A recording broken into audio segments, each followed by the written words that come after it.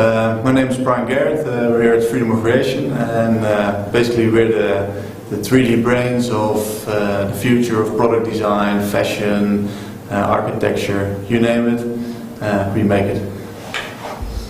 3D printing is already quite an old technology. It's like 25 to 30 years old.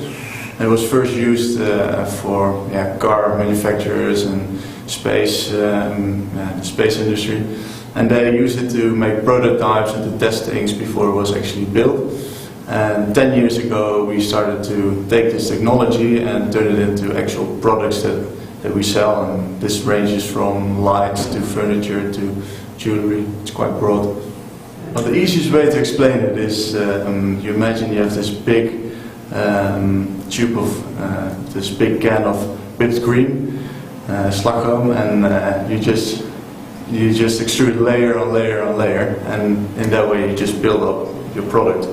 We work a lot with external designers, and this ranges from starting talented young designers to top-notch designers as Ross Loffer or Karim Rashid or Ted Noten.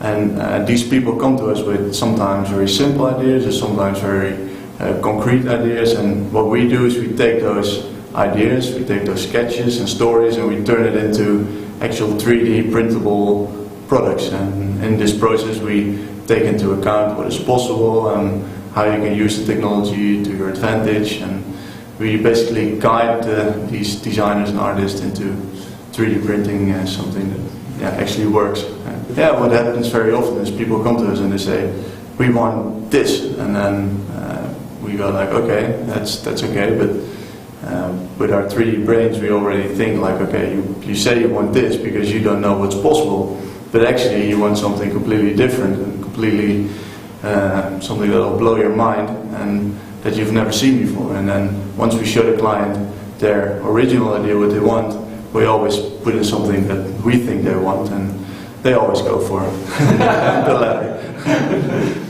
So Pauline van Dongen was a student when she first came to us, and she had the bold idea to 3D print a shoe. And this was part of a bigger fashion show that she was building. And what was really nice is that she had very clear ideas of what she wanted in the shoe, and this really blended into her design of her clothing, her fashion as well. And so she made, together with us, one of the first 3D printed shoes. It was really nice to work with her, and she also understands what you can do with 3D printing. She also has a little bit of 3D brain. After the shoes, she's now also working on a dress, and I think we just finished the first version of the dress. And a dress is of course much more complicated than just a pair of shoes. So I think it's going to be really a nice piece that will blow your mind. So it's going to be cool. So for the V2 test lab evening, I was asked to design a ring. And the only criterion was to have the logo of V2 in the ring.